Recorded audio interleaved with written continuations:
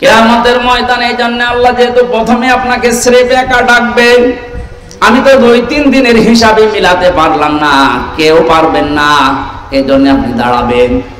কিয়ামতের বিচার ব্যবস্থায় যে 3টা সিস্টেম চালু হবে, আল্লাহ যদি কারো জন্য ন্যায় বিচার করে কেউ জান্নাত পাবে না।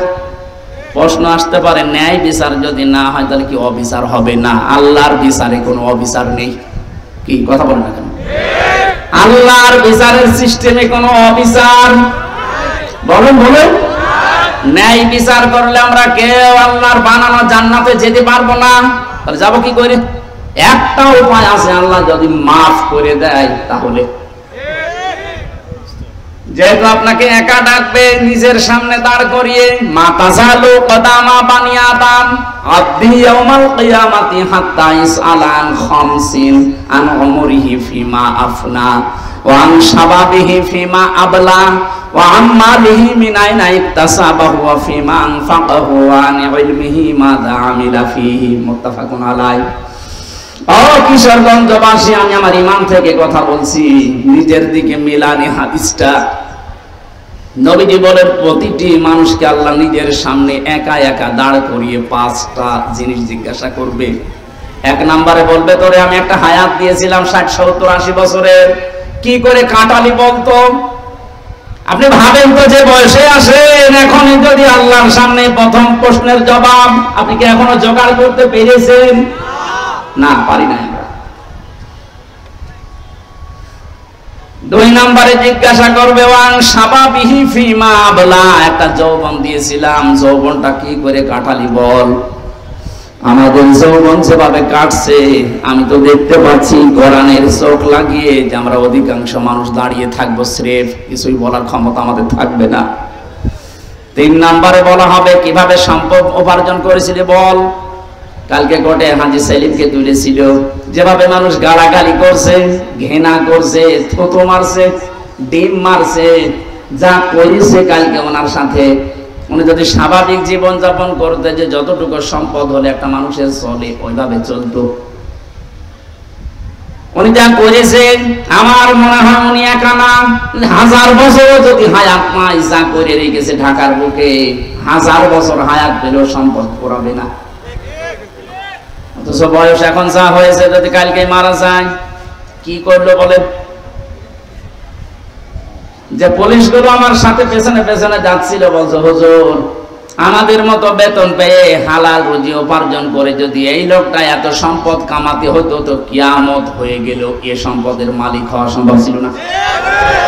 আসলে বাস্তবতা এই, আপনি কি করে এত টাকার মালিক হন? আপনি বলেন তো, কি করে এত টাকার মালিক হওয়া যায় 15 বছরে? কত টাকা আছে আপনি নিজেই জানেন না।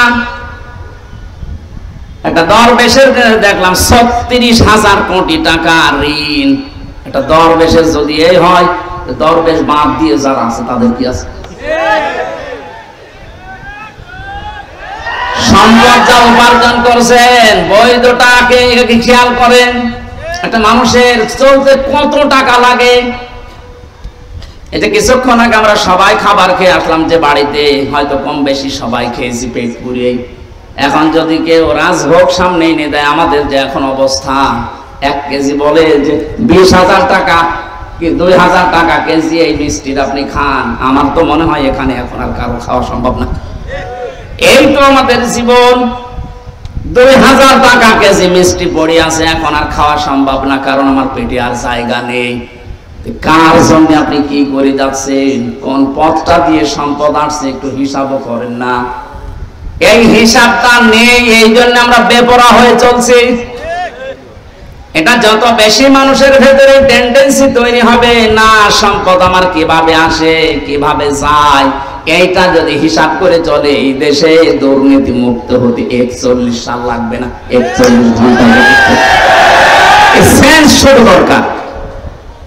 খলিফাতুল মুসলিমিন হযরত আবু বকর আমিরুল মুমিনিন, তিনিও তো আমাদের এদেশে যারা দায়িত্বে আছে এরকম রাষ্ট্রপ্রধান ছিলেন। তার স্ত্রী উম্মে রোমানা একদিন এসে বলে, স্বামী, বড় ছেলে আব্দুল্লাহ ও পায়েস খেতে চায়। আপনি দয়া করে রাষ্ট্রের যিনি খাজাঞ্চির দায়িত্বে আছে, অর্থমন্ত্রী বায়তুল মালে, তারে বলেন আগামী মাসের বেতন যেন আমাদের আগে দিয়ে দেয়। অনেকে অর্থমন্ত্রীর কাছে বললেন আগামী মাসের বেতনটা একটু দিয়ে দেন। মন্ত্রীও বানিয়েছিল ওই রকম, ডাক দিয়ে বলে খলিফা আপনি আগামী মাস পর্যন্ত বেতন চান, আগামী 1 মাস বেঁচে থাকবেন, ওইটা একটু লিখে দেন। অনেক বলছে ঠিক আছে আমার বেতন লাগবে না। বাড়িতে যে স্ত্রীকে শুনিয়েছে যে এটা বলেছিলাম আমাকে শুনিয়েছে, স্ত্রী আমাদের বড় মদের উল্টো পাল্টা না, স্ত্রী এরকম 15 দিন পরে কথাবার্তা আর কিছু বলে না, ঠিক আছে আর চাহিদা নেই। 15 দিন পরে ঠিক উনি খাবারটা তৈরি করেছে, সামনে দেওয়ার পরে বলছে কোথায় পেলে? স্ত্রী বলছে স্বামী আপনি ভুল বুঝবেন না, আপনাকে আমি বলেছিলাম আপনি পারেননি, অপারগতা দেখিয়েছেন, আমি জেনে শুনে একটা কাজ করেছিলাম। ওই দিন থেকে এই 15 দিনে প্রতিদিন 1 মুঠ করে চাল, গম, আটা যাই বলেন তুলে রাখতাম। এই 15 দিনে প্রায় 2 কেজি বেশি হয়ে গেছে। এইটা বিক্রি করে আজ আমি সন্তানের চাহিদা পূরণ করতে এটা বানিয়েছি, এটা হারাম কোনো কিছু মিশ্রিত নেই। হযরত আবু বকর বললেন সন্তান তাড়াতাড়ি খেয়ে নাও। খাবার শেষ করে চলে গেলেন অর্থমন্ত্রীর কাছে। বায়তুল মালে গিয়ে বলে খাজাঞ্চি আগামী মাস থেকে আমার যে বেতন আছে 12,000 টাকা 2,000 করে কম দিও, কারণ আমি যা হিসাব করে দেখলাম যে আমার 10,000 টাকা হলেও সংসার চলে, 2,000 টাকা রাষ্ট্রের কাছে কাছে লাগাও। আজ দায়িত্বে আছে 1628 জন মানুষ, এখানে 2 জন আছে। এই 1628 জন মানুষকে আমরা যদি এইভাবে তৈরি করতে পারি, আল্লাহর কসম এই দুনিয়ার এই বাংলাদেশটাই খলিফাতুল মুসলিমিন আবু বকরের যুগের মতো হয়ে যাবে। আমরা চাই আল্লাহ এনাদেরকে ওইভাবে যেন তৈরি করেন, আখিরাতের ভয়, জাহান্নামের ভয় অন্তরের ভেতরে 100 ভাগ পয়দা করে দিক। 5 নম্বরে আল্লাহ জিজ্ঞাসা করবে যতটুকু জানতি তার কতটুকু মানতি এটা বল। এটা বড় কঠিন প্রশ্ন। এখানে কে জানে না ঘুষ খাওয়া নিষেধ, কে জানে না সুদ খাওয়া নিষেধ, মানুষের উপরে জুলুম করা নিষেধ, কে জানে না? এই যে জানার পরও আপনি মানেন নাই, জানার পরে যারা মানে না ওরা আল্লাহর কাছে জালেম। কি আপনি না জেনে ভুল করেছেন, ওটা আল্লাহ মাফ করে দিতে পারে, কিন্তু জানার পরেও কেউ যদি না মানে ও কিন্তু আল্লাহর দরবারে জালেম। জালেমের যতগুলো আয়াত আল্লাহ কোরআনে দিয়েছে আমার কাছে ভয়ঙ্কর মনে হয় সূরা শূরার 42 নম্বর আয়াতটা, ইন্নামাস সাবিলু আলাল্লাযীনা ইয়াযলিমুনান নাস, এটা আখেরি আয়াত সূরা শূরা 42 নম্বর আয়াত, 25 নম্বর পারার 6 নম্বর পৃষ্ঠার 13 নম্বর লাইনে আছে। এটা ইবনে কাসিরে আছে তাফসিরে। আল্লাহ পাক বলেন আমি নিজে কেস করব, মামলা দেব তাদের বিরুদ্ধে যারা মানুষ হয়ে মানুষের উপরে জুলুম করে। এই আয়াতটা পড়ার পরে আমার মনে হয় বাংলাদেশে আমরা হাজারো মানুষ আল্লাহর মামলার আসামি। পুলিশের কাছে এখন বাধা দিয়ে দেখেন, কালকে এই মামলা পাবেন, পুলিশ বাদী কেস হবে। কথা বলছেন এটা যারা মানুষ হয়ে মানুষের উপরে এতদিন জুলুম করেছেন, এখনো করছেন, এখনো জুলুম বন্ধ হয়নি, এখনো জুলুম চলছে। এই যে বিনা কারণে 5 তারিখের পর থেকে বিনা কারণে যাদের বাড়ি ঘরে আগুন লাগিয়েছেন, যারা দোষ করে নাই, যাদের ব্যবসা প্রতিষ্ঠান ভাঙচুর করেছেন, আত্মসাৎ করেছেন তাদের সম্পদ, এটাও জুলুম। এটা জুলুম না? এই জুলুমগুলো যারা করেছেন আপনি কিন্তু সরোয়ার সাহেবের আসামি হবেন না, হামজার আসামি না, আপনি আল্লাহর মামলার আসামি। বাদী যত বড় হয় কেস কিন্তু তত ঝামেলা। আমার বাদী যদি কোনো সলিমুদ্দি হতো 3 বছর আমার জেলে থাকা লাগতো না। বাদী যেহেতু সরাসরি রাষ্ট্র ছিল, এই জন্য 32 বার মামলা ওঠার পরও জামিন হয়নি। অথচ গতকালকে আমার সব মামলা বিচারক ঢিসমিস করে দিয়েছে। উনি তো ছিল 3 বছর, কিন্তু দিতে পারে নাই, হাত বাঁধা, ওপরের নির্দেশ আসা লাগবে। যারা নির্দেশ দেবে তারা যেহেতু এখন নেই, উনি এখন ফ্রি, মামলা হইলো কোনো মাল ম্যাটারেস নেই, যা সব ফেলে আমরা একেবারে সব খালাস করে দিচ্ছি। লোকটা তো একই 5 তারিখের আগ পর্যন্ত ওই মামলা ছিল, আমি হাজিরাও দিয়ে গেলাম 5 তারিখের আগে, মাত্র কয়েকদিনের ভেতরে পুরা উল্টিয়ে বসে। কি আমি মনে করলাম প্রশ্ন করি, স্যার আপনি তো এখানে ছিলেন, মাল ম্যাটারেস কিছু নেই এর ভেতরে, আপনি এর আগে দেখেননি? এখন হয়তো জিজ্ঞাসা করতে পারবো হুজুর কিছু করার নেই, হাত বাঁধা ছিল, এখন হাত খোলা আছে, ন্যায় বিচার উনি চেষ্টা করেছে। আমার জন্য কালকে ওনার অফিসে দোয়া করেছি, জজ মুজিবুর রহমান, যতটুকু শুনেছি আদালত পাড়ায় যে উনি ন্যায় বিচার করার জন্য সাদাকে সাদো কালোকে কালো উনি 100 ভাগ চেষ্টা করতেন। এই কঠিন সময়ও আল্লাহ যেন ওনাকে মঞ্জিলে মকসুদে পৌঁছিয়ে দেন, জয় বলেন আমিন। যতটুকু আমরা জানছি ততটুকু মানছি না। এই যে এলেমের প্রশ্ন করা হবে, এলেম মানে মাওলানা হওয়া লাগবে আমার মতো না, হাফেজ হওয়া লাগবে না, যে যতটুকু জানেন ওই জ্ঞান অনুযায়ী বিবেক অনুযায়ী যদি কেউ কাজ না করেন, সে জাহান্নামে সাঈর নামক একটা দরজা আছে, সেখানে আল্লাহ তাকে প্রবেশ করাবে। ওয়াকালু লাউ কুন্না নাসমাউ আও নাকিলু মা কুন্না ফি আসহাবিস সাঈর, সূরা মুলকের 10 নম্বর আয়াত।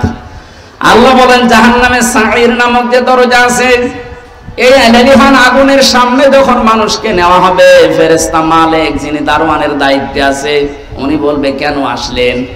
যত মানুষ এই সাঈর নামক জাহান্নামে যাবে তারা এক বাক্যে বলতে বাধ্য হবে যে আমরা শোনার পরে না শোনার ভান করেছিলাম, আর আমাদের বিবেক আমরা কাজে লাগাইনি। তাকান তো আজ এটার দিকে তাকিয়ে, হাজারো মানুষ আমরা যে জানার পরও না জানার ভান করে থাকি, মানতে চাই না। বিবেক যাদের আছে, বিবেক যারা কাজে লাগান না, এরা আল্লাহর দৃষ্টিতে পশু, এমনকি পশুর চাইতে নিকৃষ্ট। জোরে বলেন নাউজুবিল্লাহ। আমি যেটা শিক্ষা দেওয়ার জন্য এতক্ষণ ঘোর কাজ করছি সেটা একবারে বলছি, কান খাড়া করেন। পৃথিবীর যেখানেই যান না কেন আপনাকে মুহাম্মদ রাসূলুল্লাহকে নেতা মানা লাগবে, কারণ কিয়ামতের সর্বপ্রথম একা একা ডাকার পরে দ্বিতীয় সিস্টেমে এবার আর আল্লাহ আপনাকে একা ডাকবেন না। একটু খেয়াল করেন, প্রথম বিচারের ধাপ শেষ, দ্বিতীয় ধাপে আল্লাহ আপনাকে ডাকবেন এবার একা একা না। ইয়াউমা নাদউ কুল্লা উনাসিন বিইমামিহিম,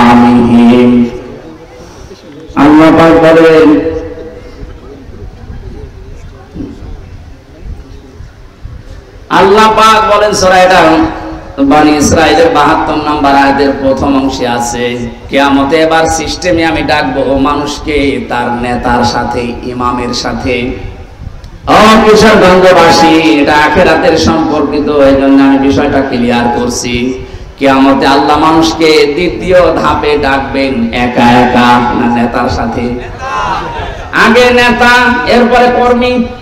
আপনার বিবেককে এবার জিজ্ঞাসা করেন তো, যে নেতাকে আপনি মেনে চলেন, এ যদি কিয়ামতে আল্লাহর সামনে দাঁড়ায় আর আপনি তার পেছনে, ওর যা চরিত্র, ওর যা সুরাত সিরাত, ওরে দেখে আল্লাহ মাফ করবে বলে মনে হয়? বলছেন না, ও তো ধরা খাবে। আপনি কি ইয়ার কি মারেন? আপনি এখনই বলছেন না আমি যাকে মেনে চলি, যার পেছনে থাকি, কিয়ামতে ওর সামনে যদি আমি থাকি আল্লাহ ওরে দেখে মাফ করবেন, আপনি নিজেই বলছেন, তাহলে আপনি ধরা খাবেন না। এই জন্য শুধু ইয়াসিন পড়ে শেষ করে দিলে হচ্ছে না, এটা মানা লাগবে। বিশ্ব নবী বাদ দিয়ে অন্য কেউ যেন আপনার আদর্শ মরণ পর্যন্ত আর না হয়, এটা খেয়াল রাখবেন। কারণ নবীজি যদি সামনে দাঁড়ায় ওই দিন, আপনি পেছনে থাকলে আপনাকে দেখা লাগবে না, বিশ্ব নবীকে দেখে আল্লাহ মাফ করে দেবে। ইয়াসিনের যত শব্দ ব্যাখ্যা আছে সব বলতে 33টা পেয়েছিলাম আমি, এত বলতে গেলে সময় চলে যাবে। আমরা 2টা আয়াত কোরআন থেকে পড়েছিলাম, এক আয়াতের কিছু কথা তাফসীর আকারে বলছি। সূরা জুমা থেকে পড়েছি একটা আয়াত। কি সূরা? জুমা। জুমা মানে এক জায়গায় হওয়া, একত্রিত হওয়া। আমরা যেহেতু 7 দিন পর পরে মুসলিমদের একটা অনুষ্ঠান আছে জুমার নামাজ, ওখানে এক জায়গায় হই। নামাজ পড়ার পরে আপনার কাজ কি? ইসলামে তো শুধু ইবাদত হিসাবে শুধু নামাজই না, নামাজ যখন শেষ হয়ে যাবে তখন আপনি আর মসজিদে বসে থাকতে পারবেন না। বাংলাদেশে বহু জায়গায় সিস্টেমটা আছে, নামাজের পরে অনেকেই মসজিদের ফ্যান টাঙিয়ে আরামে বসে গল্প করছে। না, কোরআনে কারীম জানাচ্ছে ফাইদা কুদিয়াতিস সালাতু ফান্তাশিরু ফিল আরদি ওয়াবতাগু মিন ফাদলিল্লাহ। নামাজ যখন শেষ হয়ে যাবে মসজিদে আর থাকা যাবে না, ছড়িয়ে যান, ছিটিয়ে পড়েন। যেখানে যার কর্মজীবন আছে ওখানে হালাল রুজি উপার্জন করার জন্য চেষ্টা চালান। আমার কর্মজীবন দিনের এই ময়দানে, আমার একটা ব্যবসা আছে, ওখানে আমি যে শ্রম দেব ওইটাও নামাজের মতো ইবাদত। ওনার কাজ অফিসে, ওনার কাজ থানায়। নামাজ শেষ করার পরে থানায় যদি 8টা ঘন্টা বসে ডিউটি করে, ওই 8 ঘন্টা নফল নামাজের সওয়াব আল্লাহ ওনার আমলনামায় লিখে দেবে। এখানে নামাজের সময় মাস্ট বি, মুসলিম যারা নামাজ পড়তেই হবে, এর কোন বাদ দেওয়ার সিস্টেম তো নেই। অনেকে চেয়ারে নামাজ পড়েন, মাসলা বলছে একটা, আপনি যদি দাঁড়িয়ে নামাজ পড়তে না পারেন বসে পড়বেন, বসে যদি না পারেন শুয়ে পড়বেন। কোন কারণে বাবুগিরি দেখানোর জন্য চেয়ারে নামাজ পড়া লাগবে আপনার? এই এলাকায় হয়তো সিস্টেম নেই, এটা কুষ্টিয়ায় আছে। আমার মনে হয় এই মাসলা বলা ঠিক হইল না। ঠিক আছে না, আপনি কোন কারণে বসেছেন? সব কাজ আপনি বাইরে করে বেড়াচ্ছেন, আর এখানে এসে আপনার যে সিস্টেম না, এটা যায় না আপনার সাথে। আপনি যদি অপারগ হয়ে থাকেন, বসে দাঁড়িয়ে নামাজ পড়তে পারছেন, আপনি বসে পড়েন। কথা বুঝতেছেন? বসেও আপনি পারেন, আপনি শুয়ে শুয়ে ইশারা করেন যে আমি এখন রুকু যাচ্ছি, এখন সেজদা করছি। এই যদি এইটাও না পারেন, অজ্ঞান হয়ে গেছেন, আপনার নামাজ মাফ। এমনকি মেয়েদের যখন দুনিয়ায় সন্তান আসে, প্রথম যে পানিটা দেখা যায়, এই অবস্থায় যদি সন্তানের মাথা বের হয়ে যায়, বিশ্ব নবী বলেন তোলার ভেতরে ছেলেটার মাথাকে বিছিয়ে দিয়ে মহিলাকে বলো নামাজ পড়তে। এত বড় গুরুত্বপূর্ণ একটা বিধান, যদিও নামাজের এই বিধানটা আমাদের দেশে এখন রাষ্ট্রীয়ভাবে কায়েম নেই, এই জন্য ওয়াজ করা লাগছে। যদি রাষ্ট্রীয়ভাবে কায়েম হয়ে যায় তখন আর নামাজের ওয়াজ এই দেশে করা লাগবে না।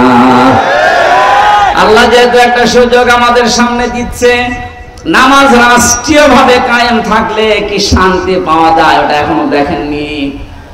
আমি বিশ্বের বহু দেশে ঘুরেছি, কিছু কিছু জিনিস আজ করতে পেরেছি। কোরআনে কারিমের বিধানটা যেন আল্লাহ আমাদের চরম চোখে দেখায় যে নামাজ রাষ্ট্রীয়ভাবে দেশে কায়েম হয়ে গেছে। বলেন আমিন। আর এটা কায়েম করবে ফেরেশতারা? এই কথা বলে দেখেন, যারা ওই জায়গায় বিলটা পাস করবে এরকম মানুষকে আল্লাহ যেন দায়িত্ব দেন। তাহলে নামাজ শেষ করবেন কেন? কারণ পৃথিবীতে রহমত ছাড়া বেঁচে থাকার সম্ভব না। আপনি এক পা ফেলেছেন আর এক পা উঠাবেন, এই পা তুলতে গেলে রহমত লাগবে কার? আপনি যদি নিজের মাস্তানিতে চলতে চান পারবেন না। কোরআনে কারীম জানাচ্ছে প্রতিটি মানুষের এই পায়ের পেছনে প্রতিটি কদমে কদমে একটা ফেরেশতা সাহায্য করে। আল্লাহ যদি অর্ডার দিয়ে দেয় এর কদমে আর সাহায্য করবে না, আপনি প্যারালাইজড হয়ে পড়ে থাকবেন। এই জন্য যেহেতু রহমত দরকার, আর পৃথিবীর যত রহমত আছে সব দরবারে, গাছতলায়, মাজারে, কোথায়? কোরআনে কারিমে আল্লাহ রাব্বুল আলামিন বলেন ফাইদা কুদিয়াতিস সালাতু ফান্তাশিরু ফিল আরদ। নামাজ যখন শেষ হয়ে যায়, এই আয়াতের ব্যাখ্যা করতে গিয়ে আমি ইবনে কাসিরে পড়তে পড়তে পেয়েছি যে তোমাদের জীবনে রহমত দরকার। দুনিয়ার কোন জায়গায় এত রহমত নেই যত রহমত আল্লাহ তার ঘর মসজিদে রেখেছেন। এখানে প্রবেশ করার প্রথমেই মানুষকে বলা লাগে কি? আল্লাহুম্মা আফতাহলি আবওয়াবা রাহমাতিকা। হে আল্লাহ, আমি তোমার রহমতের জন্য এসেছি, যত দরজা আছে একটা না আবওয়াব, সব দরজা খুলে দাও। তাহলে মসজিদের জন্য, রহমতের জন্য কোন জায়গা? আরো জোরে এটা পাওয়ার জন্য মসজিদে যাবেন তো? যত কাজ থাক সব আজান হওয়ার পরে স্টপ। আগে ফরজ নামাজটা শেষ করেন, খুব জরুরি হলে আপনি ফিরে আসেন, এরপরে আপনি আবার কাজে লাগেন। নফল সুন্নাত যদি পড়তে না পারেন, সময় যখন পাক করে নিয়েন, কিন্তু ফরজ মাফ নেই। মাস্ট বি ফরজ নামাজ মরণের আগ পর্যন্ত ছাড়া যাবে না। কেউ যদি ফরজ নামাজ ছেড়ে দেয়, আল্লাহ বলেন আমি ওর দায়িত্ব ছেড়ে দেই। টের পেয়েছেন কত বড় কথা এটা? আপনি আল্লাহর দায়িত্বেই থাকবেন না। এই জেলায় যিনি এসপি আছেন, পুরা জেলার মানুষকে কন্ট্রোল করার জন্য, নিরাপত্তা দেওয়ার জন্য সরকার তাকে দায়িত্ব দিয়ে এখানে পাঠিয়েছেন। এই কটিয়াদের মানুষগুলো সহজ সরল ভাবে চলতে পারে, নিরাপত্তা নিয়ে চলতে পারে, সব কাজ নির্বিঘ্নে যেন করতে পারে, এই জন্য দায়িত্ব দিয়েছে সরকারি নারে। এই কথা বলছেন এখানে। ওনার দায়িত্বের বাইরে চলে গেলে আপনি কিন্তু বিপদের সম্মুখীন হবেন। পুলিশ এখন নেই, এই জন্য আমরা এখনো আতঙ্কগ্রস্ত। এটা কাটেনি। কুষ্টিয়া থেকে পর্যন্ত কাল আমি 4:30টার সময় এসে পৌঁছিয়েছি। পুলিশ যেহেতু এখন সেরকম অ্যাক্টিভ না, এই জন্য হাজারো ভয় মনের ভেতরে, না জানে আবার কে গাড়ি থামায়। ওনারা যে দায়িত্বে আছে, ওই দায়িত্বের ভেতরে আপনাকে থাকা লাগবে, শান্তি স্বস্তি নিরাপত্তা নিয়ে থাকতে পারবেন। আল্লাহ পাক বলেন আমার রহমতের বাইরে চলে গেলে তুই 1 সেকেন্ডও টিকে থাকতে পারবি না। এই জন্য রহমতের জন্য মাজারে যাবেন না মসজিদে? আরো জোরে। মসজিদে বসে থেকে কাজ শেষ তা না, নামাজ ফরজ শেষ, সুন্নত নফল মসজিদে পড়ার দরকার নেই। এই মাসলাটা মনে রাখবেন। সুন্নত নফলের জন্য বাড়ি বা যেখানে বসবাস করেন ওই জায়গা, কিন্তু ফরজ নামাজের জন্য পুরুষের জায়গা মসজিদ। নামাজ শেষ হওয়ার পরও বসে বসে আপনি গল্প করছেন, ফ্যান চালিয়ে দিয়েছেন, কে বিল দেবে কি আপনার বাবা নাকি? এই জন্য এটা জায়েজ নেই। যারা এগুলো করছেন এটা বন্ধ করেন। না, দিনের কোন শিক্ষা নেওয়ার জন্য, তালিম নেওয়ার জন্য বসে আছেন, সেটা আলাদা। তাছাড়া মেয়ে বিয়ে দেবেন, ধান লাগাবেন জমিতে, এই নিয়ে আপনি গল্প শুরু করেছেন নামাজের পরে মসজিদে ফ্যান ছেড়ে দিয়ে। আমার দাদা একটা গল্প বলছিল শিক্ষার জন্য। কিছু মানুষ নামাজ পড়ে না, কোন ওয়াক্তে যায় না, কিন্তু এলাকাতে বিদ্যুৎ নেই, সোলারে চলে, মসজিদে জেনারেটর দিয়ে ফ্যান চালায়। লোকজন যে বলছে মুয়াজ্জিন সাহেব আমরা নামাজ পড়বো না। এশার নামাজ পড়ে মানুষ যখন সব চলে যাবে, চাবি দিয়ে দেবেন, ফজরের আযান দিতে আসবেন, চাবি নিয়ে নেবেন, অসুবিধা নেই। আমরা ফ্যান ছাড়া আমাদের খুব কষ্ট হচ্ছে। মুয়াজ্জিন বলছে এমনি এমনি দেব, ঠিক আছে, মাসে আপনাকে গোপনে আমরা 4 জন মিলে 2000 টাকা দেব, ঠিক আছে। এশার নামাজ পড়ে সব বাড়ি চলে যায়, ওরা আসে রাত 9:30 10টায়। মসজিদে প্রবেশ করে মানুষ 4 জন, ফ্যান দিয়েছে 10টা। ফ্যানের নিচে যাদের ঘুমানোর অভ্যাস নেই, ওরা যদি একবার ফ্যান পায় ঘুমাবে না মরে যাবে, মরে গেছে। এমন ঘুম। একবার ফজরের সময় মুয়াজ্জিন এসেছে, আযান দেবে, যে লাইট দিয়েছে দেখে নাউজুবিল্লাহ, কারো কাপড় ঠিক নেই, ওদের মাঝখানে দাঁড়িয়ে চিল্লানি দিয়েছে। মসজিদে থাকা জায়েজ নেই।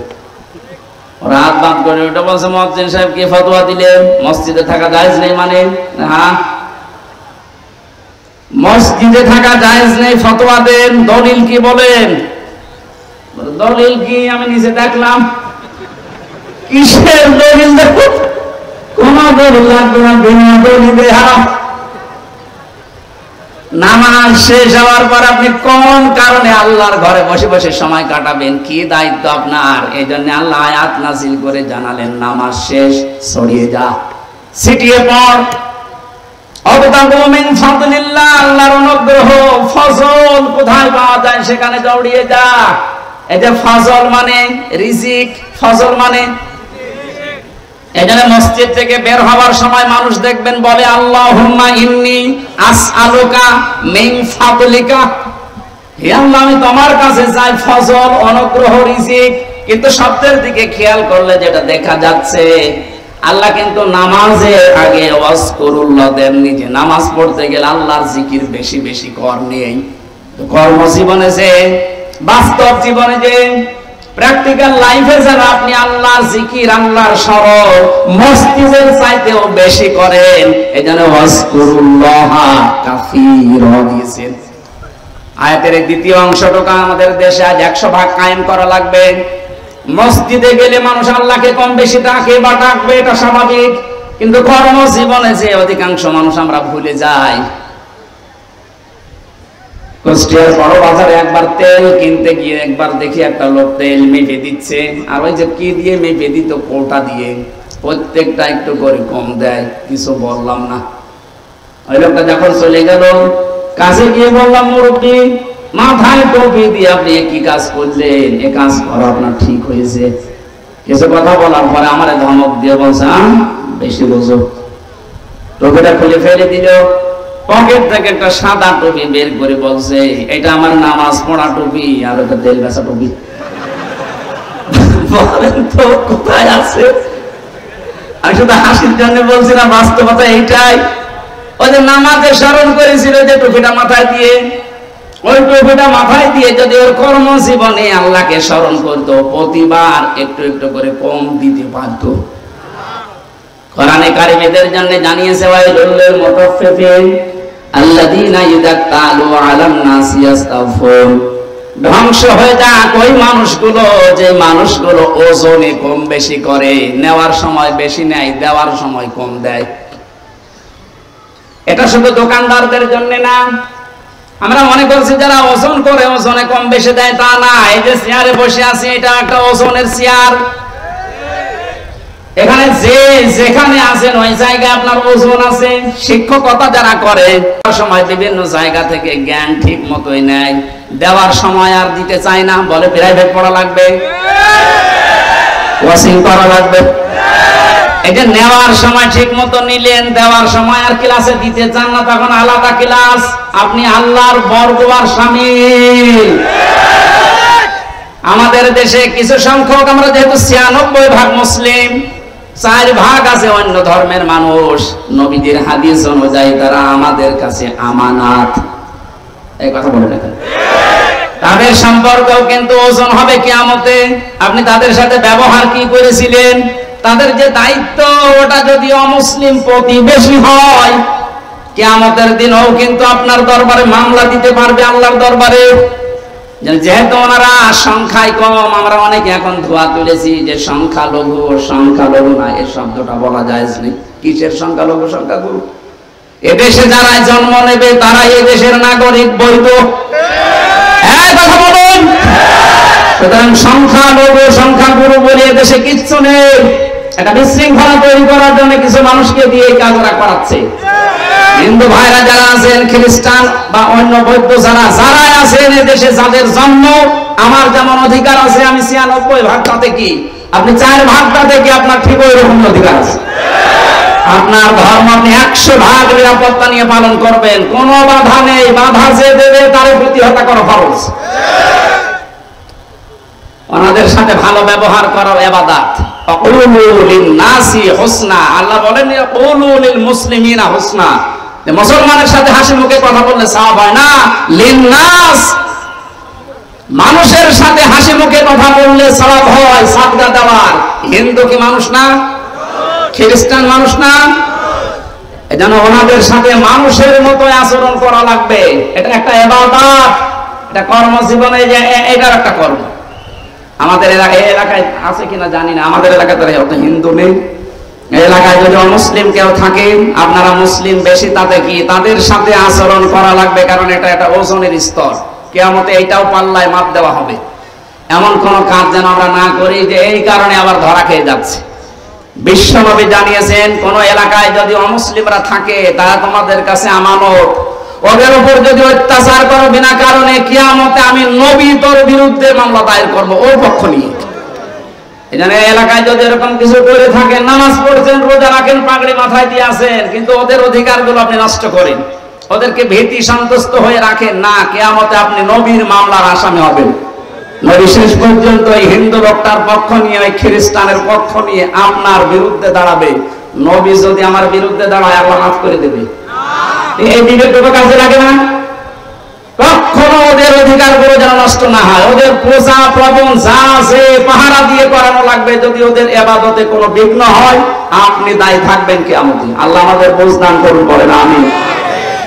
আযকুরুল্লাহ, এর জিকির বলতে শুধুমাত্র সুবহানাল্লাহ সুবহানাল্লাহ না, যেখানে যে বিধান আছে আল্লাহর, ওই বিধানটা ওখানে পালন করে দেখানোর নাম হচ্ছে জিকির। ওসি সাহেবের জিকির কি? ওনার সামনে একজন মানুষকে ধরে কনস্টেবল পিটাচ্ছে, ওনার কিছু বলাও লাগবে না। উনি যদি চেহারাটা নিয়ে সামনে দাঁড়িয়ে বলে, এই বেটা কি করিস, এমনি বেঁচে যাবে। তাহলে ওই জায়গায় ওনার জিকির কি? ওখানে যে খালি ওনার চেহারাটা দেখানো, এই বেটা কোন কারণে এর উপর অত্যাচার করিস, এটা ওনার জিকির। এটা ওনার কি? ওনার সুবহানাল্লাহ সুবহানাল্লাহ করার দরকার নেই, ও চেহারাটাই জিকির। যে যে পর্যায়ে আছে তার নিচে যারা আছে তাদের প্রতি দায়িত্ব পালন করা আল্লাহ জিকির।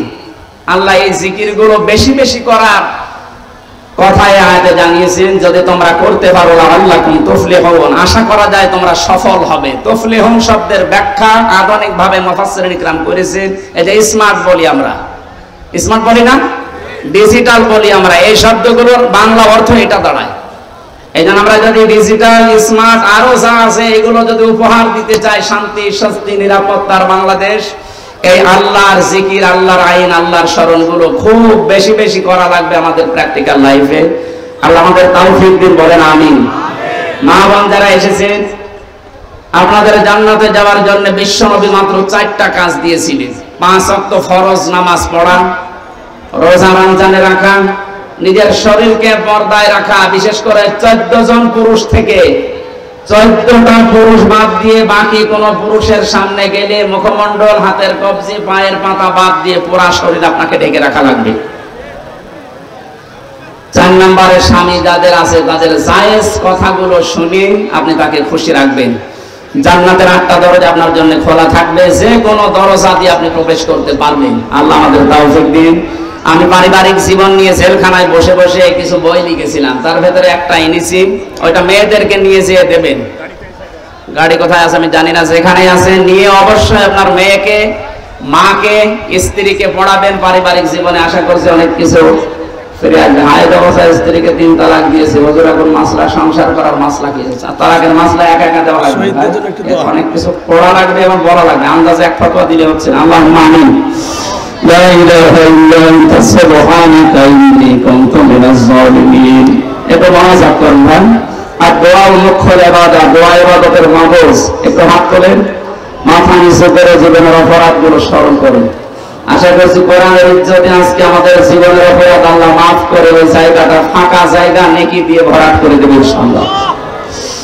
রব্বানা আতিনা ফিদ দুনিয়া হাসানা ওয়া ফিল আখিরাতি হাসানা ওয়া কিনা আযাবান নার। রব্বুল আলামিন, কিশোরগঞ্জের কটিয়াদি এই ময়দানের দিকে তাকাও। দিনের বেলা হাজারো কাজ ছিল আমাদের, সব কাজ বাদ দিয়ে কোরআন শোনার জন্য, বোঝার জন্য যাদের এত আগ্রহ, তাদেরকে তুমি হযরত ওমরের মতো কবুল করে নাও। এই আলোচনায় যে বোঝাতে চেয়েছি, যেটা আমাদের সহজ সরল ভাবে বোঝার তৌফিক দাও, এমন জীবন গঠন করার সুযোগ দাও। আমার চোখ বন্ধ হওয়ার পরে যেন দুনিয়াবাসী কান্দে, এমন জীবন আমাদেরকে দিও না। চোখ বন্ধ হওয়ার পরে মানুষ যেন হাসি খুশি করে, মানুষ যেন এই কথা না বলে যে শয়তান বিদায় নিয়েছে, আলহামদুলিল্লাহ। কোরআনে কারিমের জন্য মানুষের ভেতরে এত মহব্বত আমরা এলাকায়